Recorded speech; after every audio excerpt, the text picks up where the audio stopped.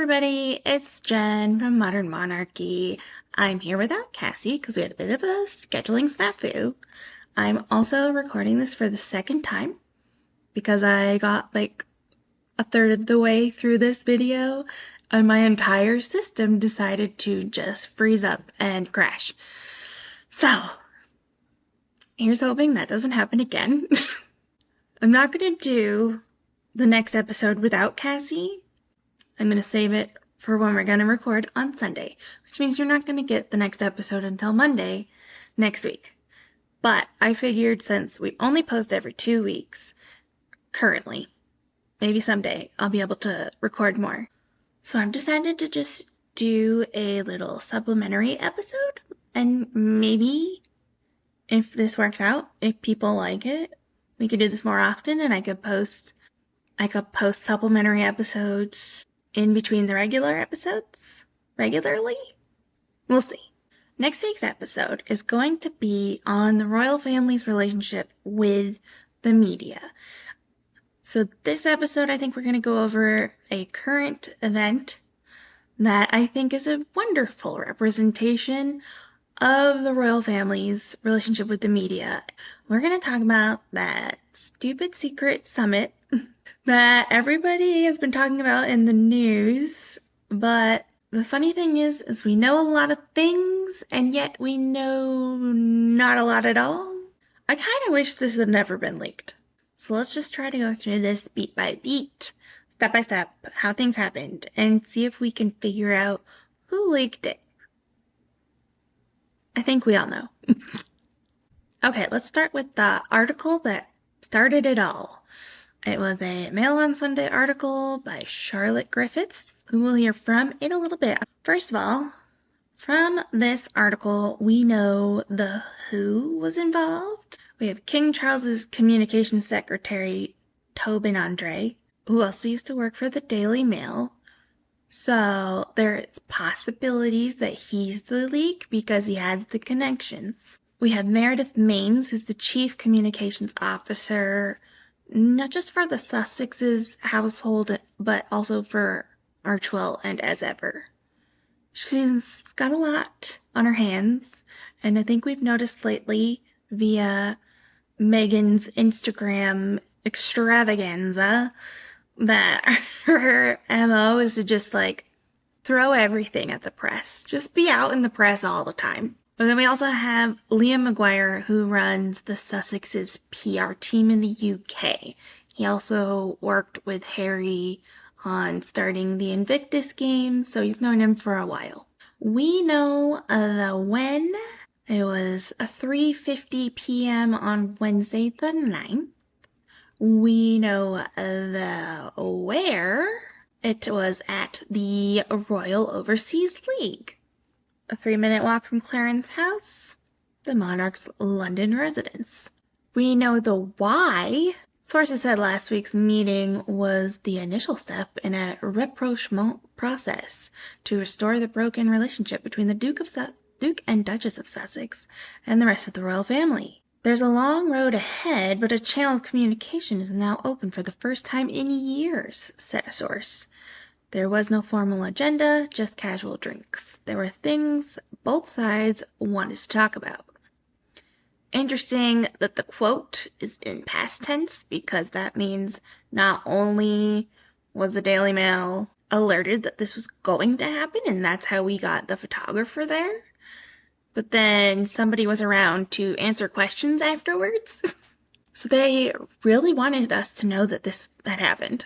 I do note that in interviews with royal commentary people, and also in this picture down here of Tobin walking down the street, they do say that these are pictures of them leaving the meeting, but we're going to see in a little bit that these are pictures of them arriving, which is also how we know that they got there at 3:50, because the photographer was there.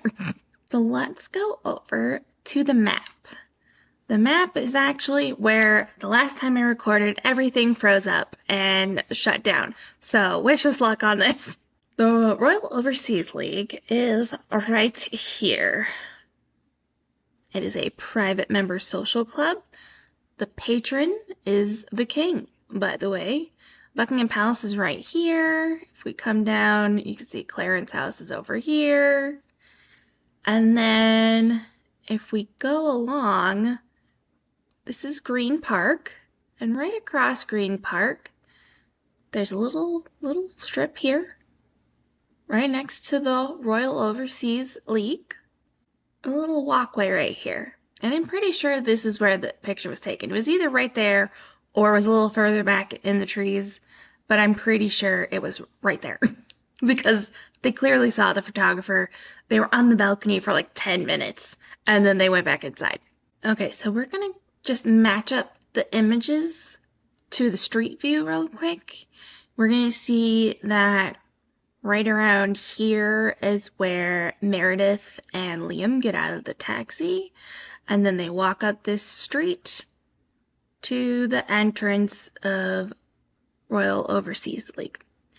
And then a little bit later, Tobin is going to show up, and we're going to take his picture down here, which is interesting because it means the photographer was right here, followed these two up the road, and then walked back down to the corner to get a picture of Tobin down here.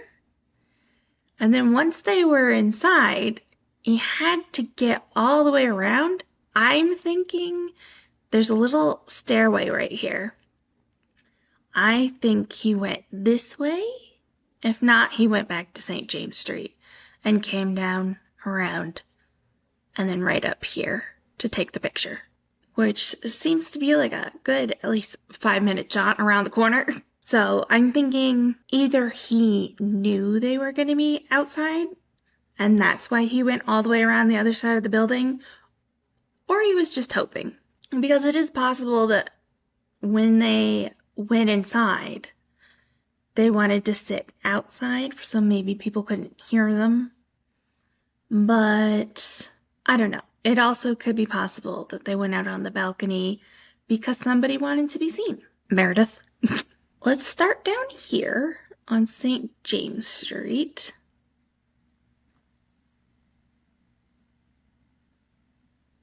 Okay, let's pull up the picture of them in the cab. Okay, so we got the picture of them with the cab. You can see there's some like column-y business over here, and then a white building with vertical stripes. And I believe that is this building right here, and the white building with vertical stripes is down there. So he's on the sidewalk, like right next to them, taking a picture, and we're pretending that we don't notice that. Also, I don't think that this is them leaving, and this is just me. It's just that Liam's hand placement on the car door looks like he's waiting for her to stop talking to the driver, and then he's going to close the door. Because I feel like if they were leaving and she was getting in the taxi, he wouldn't be holding the door like that. He'd be waiting to get in next to her, maybe. So here we are on St. James Street. And then we want to turn around because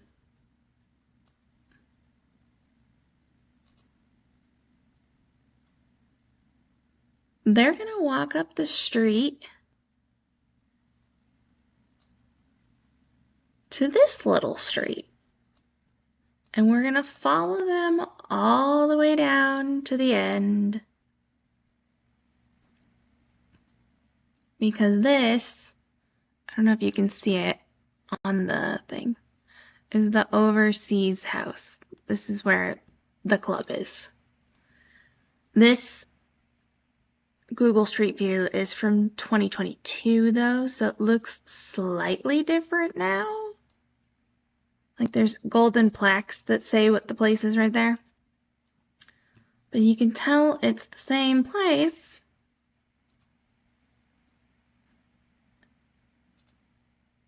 In this picture right here. Like there's even that little yellow dumpster thing still here. And then there's this column. And it looks like they put in a nice little tree over here. But this is them walking in. And then our next picture is of Tobin not leaving, but definitely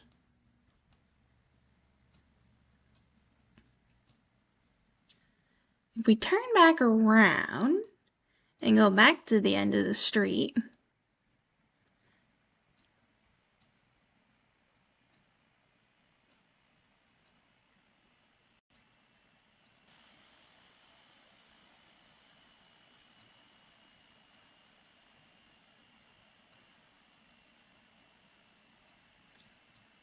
okay, here's the door.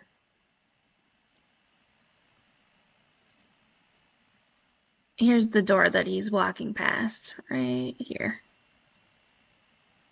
And he is clearly walking on his way up the street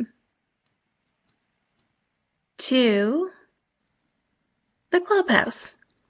And then after we get our pictures right here on this street, he ran up over here, came down here, and then came along this little walkway until we were right in front of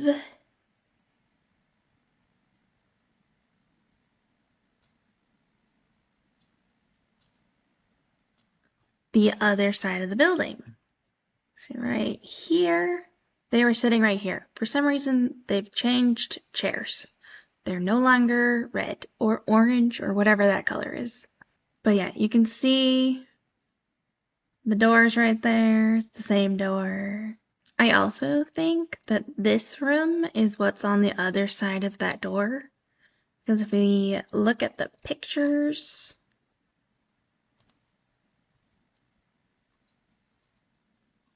and we scroll down just a little bit, you can see the room from the other angle, and there's the door with the double doors and the big window on top, just like it was from the other side.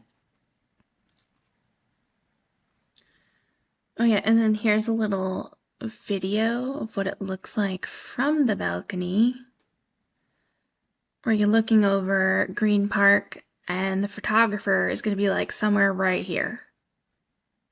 So they definitely could see the photographer, and that's why they went back inside.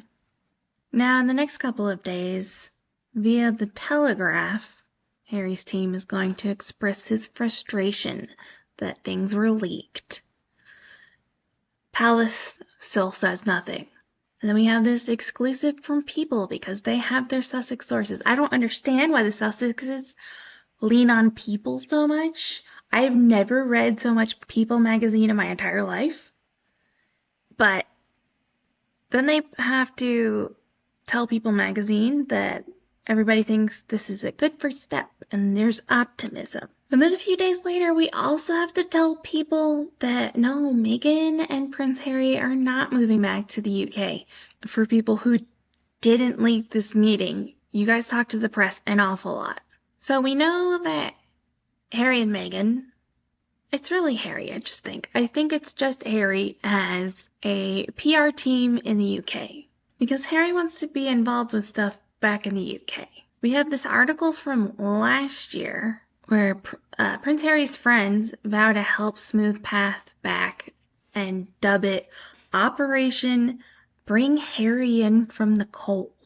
Sources said the Duke of Sussex is consulting people from his old life as a working royal for allegedly growing dissatisfied with advice from American-based image experts. Sources stress that Harry and Meghan, who have spent the past 4 years living in self-imposed exile in California with their 2 children, are not seeking a permanent return. Oof. Harry is turning away from all sorts of Hollywood publicists and is seeking counsel from his old friends and associates. He's clearly reaching out thinking, I need to do something different because what I'm doing is clearly not working. In short, he is rethinking the way he operates. At least one of the advisors approached by Harry is a trusted figure from the old school known for loyalty and discretion.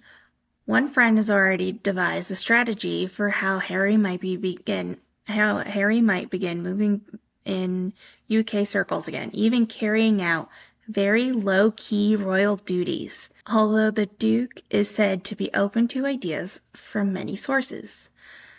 A source said the friend believes if Harry comes back to the UK with zero fuss and does zero publicity and attends very mundane events, he could prove himself and win over the British public again. He would have to accept, though, that he might be reduced to ribbon cutting for a long period, but it would give him purpose to work again. Friends are hoping the Duke's former private secretary, Edward Lane, might spearhead a comeback. One said, "If anyone can do it, Edward can. Last time I saw him, I wanted to take him by the shoulders and say, 'Ed, please bring our boy home. It's the right time now.'"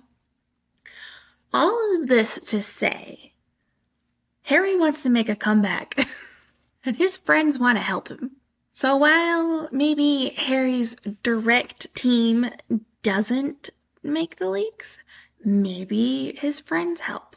The one thing that makes me think it was definitely not an American person who spoke to the Daily Mail about the secret meeting is the word rapprochement. I don't hear Americans use the word rapprochement very frequently.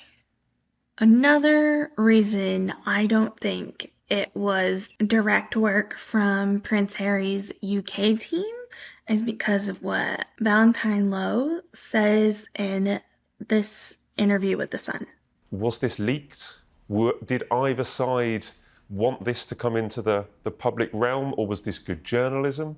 Is it in anyone's interests for this photo to be published? It's really difficult to work that one out because it doesn't particularly seem in the interests of either of them for this to come out. And I think that if Harry's, both sides deny it. Both sides have denied, have said, not officially with any statement, but they're telling us we didn't leak it. Yeah, and I know. I don't know. I haven't heard, every time I read an article, it says the palace declined to comment. So I don't know. I just haven't seen the palace actually deny anything. I definitely haven't seen them talk to umpteen million media outlets. Tobin Andre well, and I know Liam Maguire well, and neither of them strike me as the sort of person who would do that. And if and it's certainly not Buckingham Palace style to do that sort of thing. But if Harry's side leaked it, and Buckingham Palace knows it's not themselves, therefore it must be Harry's side, Buckingham Palace would work it out straight away, and that would immediately destroy relations. So surely Harry's side are smart enough to realise that. So it's a puzzle. There's a very Machiavellian theory, which is that actually Buckingham Palace leaked it, knowing that everyone would blame Harry. I'm not sure I buy that, but it's a good theory. The other theory is they jointly leaked it. Okay, so I don't think that Buckingham Palace would leak it via the Daily Mail because Harry hates the Daily Mail, which is more reason why I think his friends would use the Daily Mail to throw people off the scent. They both decided it would be good for the world to know that we're making an effort, and we'll both deny it and we both leak it. It's a possibility. Not. It could also be good journalism. You have to look at who wrote the story, and very importantly, who took the pictures. Mm-hmm. The pictures were taken by a Fleet Street veteran called Steve Burton, known amongst his colleagues as the Beast. Mm-hmm. And interesting, what no one points out is that the balcony shot was from the back of this club, the Royal Overseas Club, taken from Green Park. The pictures of Meredith Mains getting into a taxi were taken from the front of the club, a good 5 or 10 minute walk away on St James's Street. So assuming it's the same photographer, which it seems to have been, he must have run from one side to the other to get them both. I mean, I don't know what this means, but it's intriguing. Well, everyone loves a conspiracy. There's no way he would have known that. He would have just been on St. James and recognized Meredith. She just started working for the team in March, and I'd never heard of her before. Unless he recognized Liam Maguire. But, like, why would he just be waiting around the front of the building? He had to have known about when they were going to show up and who was going to show up because he followed them to the gate. And then he went back and waited for Tobin to show up and took his picture before he went in. And then he knew he could go around to the other side of the building because now everybody's here. He knew. He had to have known about when it was going to be and who was going to be involved. And then the quotes about what was in the meeting, I think, came from friends of Harry. Okay, so here is Charlotte Griffiths, the woman who actually wrote the article, the first article. And so she knows who the sources are. I wish she could just tell us, but if she told us, she wouldn't have those sources anymore. Let's get back to my panel as I want to discuss the bombshell story on the front of last week's Mail on Sunday, written by a certain Charlotte Griffiths. It describes how Prince Harry and Meghan Markle's media team met King Charles's communications secretary for a secret meeting last week. Charlotte, tell us about how this story came about and what you understand the meeting to be about. Well, the meeting was to reopen the lines of communication between the King and Harry, essentially. But of course, they're not doing it face to face themselves. They sent their aides along. And, the fact is, these men haven't spoken for years. And this is the King of England and his son. And although many will say that, Harry deserves to be frozen out of the royal family, underneath it all is a man who's got cancer, who hasn't seen his son for years and hasn't really ever got to know his grandchildren. And I think this was just the very first tentative baby step into exploring whether these two people can be in a room again one day. And certainly there's also a logistical... That's another thing. I understand if Charles wants to have a personal relationship with Harry, and I also understand that you want to maybe have your teams meet up first just to see if it's even possible, because he has a hard time trusting Harry that Harry isn't going to just immediately report this to the next interview he has with CBS about what he just said with his dad. But I would think that Charles would want to keep this secret because on Charles's side, there is no chance of Harry becoming a working member of the royal family, even cutting ribbons and whatnot. But for Harry, who wants to get back in, he wants to have that half in, half out life, and I think he's still trying to make it happen. Element to it, which is just they need to make sure that their events don't clash. And, that's really important for the King. The last thing he wants is to be doing an important event and find Prince Harry's, walking in Angola. And in fact, this has actually happened. Well, we will get on to that. Yeah, Look, Richard, Charlotte makes a point here, which is something we have discussed on this show before. I think we'll be able to have a little debate about it. We can be very civil here on Palace Confidential, as we always are. But Charlotte makes the point that we've discussed here on Palace Confidential before. There hasn't been communication between the two sides. So we have had these clashes and, we've seen Harry and Meghan's launch overshadow an important event done by one of the royals here.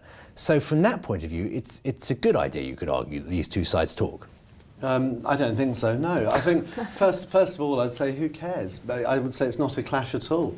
Royal family do their thing, and then, a couple of celebrities, minor celebrities in California can do their own thing. I don't think there needs to be any coordination. But in terms of a father and his son, well, surely he could do that himself. I mean, in the interview with the BBC, very bad-tempered, bitter interview he gave very recently, Prince Harry said the King wasn't taking his calls at all. So surely, if he wants to speak to his son, he can do that. It's pretty easy, isn't it? You can pick up a phone, answer the phone. You don't need to have, representatives having a meeting, in the club in London that suddenly finds itself, on the front pages. To me, it seems an extraordinary way of going about things. Charlotte, just on that, I mean, we should also say for journalistic transparency that... He did also mention this thing that people talk about lately or not lately. It's just that every time something that the Sussex does clashes with the schedule of the royal family, and they're like trying to imply that they're doing it on purpose, I really don't think A, they don't know what their schedule is anymore, and B, they don't care.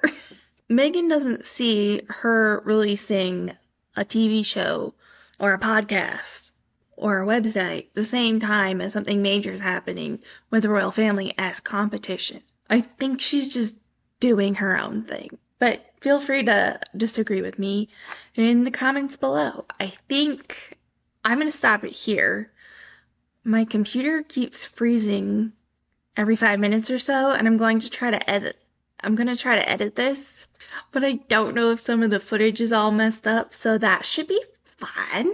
Yeah, so that's everything I could find on the Secret Summit. As you can tell, I really think it was Harry's side. Even if Harry doesn't know that it was his side, I think it was Harry's side that really wants him to get back together with the family. Which, another thing about Harry spending so much time in the UK without his family, it's like, I think it's going to be pretty difficult to keep a family and a marriage together when Meghan wants to do everything in California and Harry wants to do everything on the literal other side of the world. All my handles and email are below if you want to contact us. Next week on Monday or Tuesday, we'll have the real episode out. So that should be good to be back doing what we usually do. Let me know if you want to do any more videos like this. Give us a like if you like it. Please subscribe so that you can catch any future real episodes or supplemental episodes. I am gonna head out. Bye.